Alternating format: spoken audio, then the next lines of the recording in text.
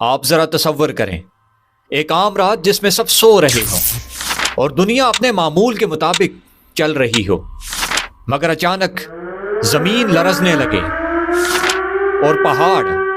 اپنی جگہ سے چلنے لگے اور آسمان پھٹنے لگے، اور پھر ایک ایسا واقعہ ہو جو آج سے پہلے اس زمین پہ کبھی واقع نہیں ہوا۔ وہ سورج جو ہمیشہ مشرق سے طلوع ہوتا ہے اور مغرب میں غروب ہوتا ہے، وہ سورج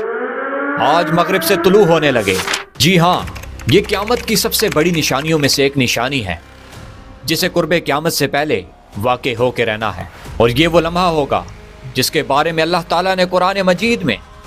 لوگوں کو خبردار کیا اور فرمایا، جس دن تمہارے رب کی بعض نشانیاں آ جائیں گی، اس دن کسی شخص کو اس کا ایمان فائدہ نہیں دے گا اگر اس نے پہلے ایمان نہیں لایا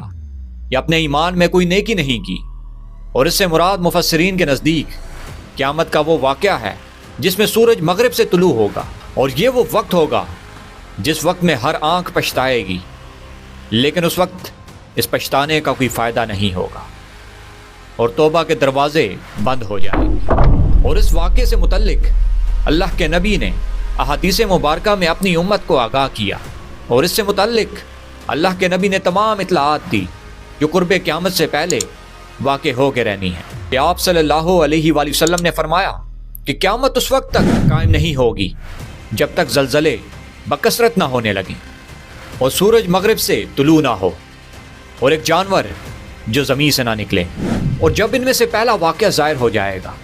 اس کے بعد تمام واقعات تیزی سے چل پڑیں گے۔ جس طرح اگر تسبیح کی گرہ کھل جائے تو تمام دانے تیزی سے بکھر جاتے ہیں۔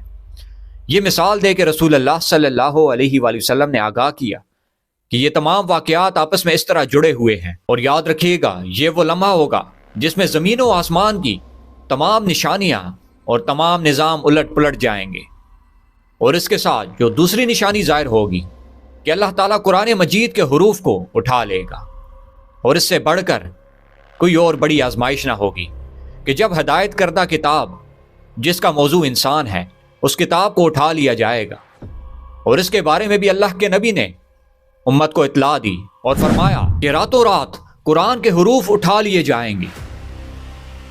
اور حفاظ کے دلوں سے بھی قرآن کو اٹھا لیا جائے گا، اور جب لوگ صبح اٹھیں گے تو قرآن کے ایک حرف کو بھی کتاب میں باقی نہ پائیں گے۔ اور ذرا آپ سوچیں کہ ایک دن آپ قرآن مجید کھولیں اور اس کے تمام حروف مٹے ہوئے ہوں، یعنی وہ کتاب جو کتاب ہدایت کردہ کتاب تھی، جس کتاب میں اللہ تعالیٰ نے بندے سے خطاب کیا، اس کتاب کے حروف مٹے ہوئے ہیں اور بلینک پیپر کی طرح وہ تمام پیجز ہوں، تو آپ پہ کیا گزرے گی۔ اور یہ وہ آخری نشانی ہوگی جس پہ توبہ کے دروازے بند ہو جائیں، اور پھر کوئی جیسی بھی نیکی کرے یا اچھائی کرے اس کے عمل کو اسے کوئی فائدہ نہیں ہوگا۔ جب ہم قرب قیامت کی تمام نشانیوں کو پڑھتے ہیں تو ذہن ایک سوال کرتا ہے، کیا سائنٹیفکلی یہ نشانیاں پرووڈ ہیں، یا سائنس ان کے بارے میں کیا کہتی ہے؟ تو آپ یہ سن کے حیران ہوں گے کہ سائنس ان واقعات کی تائید کرتی ہے اور تھیوریٹیکلی انہیں پروف کرتی ہے کہ جب سورج کا مغرب سے طلوع ہونے کا واقعہ ہم دیکھتے ہیں، اس کے بارے میں سائنس یہ کہتی ہے کہ یہ ہونا ممکن ہے۔ اور ناسا جو ریسرچ کا سب سے بڑا ڈپارٹمنٹ ہے، وہ اس کے بارے میں یوں کہتا ہے کہ جب زمین کی ٹیکٹونک پلیٹس امبیلنس ہوتی ہیں تو یہ آپس میں ٹکرتی ہیں، جو ریزن ہے زلزلوں کا، اور یہ آج سے پہلے کئی دفعہ الٹ چکی ہیں، تو زمین اپنی حرکت بدل سکتی ہے۔ مگر جو اللہ اور اس کے رسول کے بتائے ہوئے احکامات پر ایمان لاتے ہیں انہیں کسی نشانی کی ضرورت نہیں، مگر یہ وہ واقعات ہیں جو کمزور ایمان والوں کے ایمان کو مزید مضبوط کر دیتے ہیں جب سائنٹیفکلی چیزیں پروف ہوتی ہیں۔ اور پھر ذرا قیامت کے اس منظر کو تصور کیجئے کہ جب قیامت کا وقت قریب ہوگا اور قرب قیامت سے پہلے آخری نشانی رونما ہوگی، اور آپ اپنے بستر پہ سوئے ہوئے ہوں کہ اچانک شور و شرابے کی آواز سنیں اور آپ کی آنکھ کھلے اور آپ اٹھ کر دیکھیں کہ لوگوں نے کتاب اللہ اپنے ہاتھ میں پکڑی ہوئی ہے جس میں سے حرف مٹ چکے ہیں، اور ہر کوئی آسمان دنیا کی طرف دیکھ رہا ہے کہ سورج مشرق سے نہیں بلکہ مغرب سے طلوع ہو چکا ہے۔ اور پھر اس کے بعد آپ توبہ استغفار کیجئے یا کوئی نیکی کیجئے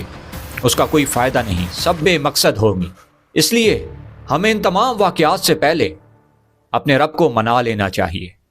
ہمیں اپنی زندگیوں کو سنوار لینا چاہیے، اور دین اسلام کے بتائے ہوئے راستے پہ چل کر ہمیں کامیابی کی تیاری کرنی چاہیے کہ کہیں ہم ان کمزور ایمان والوں میں سے نہ ہوں کہ جن کے پاس آخر میں پچھتانے کے علاوہ اور کچھ نہ ہو۔ تو ہم سب کو اپنی سیلف اسیسمنٹ کرنی چاہیے کہ ہم نے قیامت کے لیے کیا تیاری کر رکھی ہے اور اپنے رب کو ہم کیا جواب دیں گے۔ آپ سب اپنی اپنی رائے کمنٹ میں لازمی دیجیے گا کہ ہم کیسے اپنی زندگیوں کو بدل سکتے ہیں اور دین اسلام پر چلا سکتے ہیں۔ اور اگر آپ کو یہ ویڈیو پسند آئی تو ویڈیو کو لائک اور شیئر کیجیے گا اور چینل کو سبسکرائب کیجیے گا۔ والسلام۔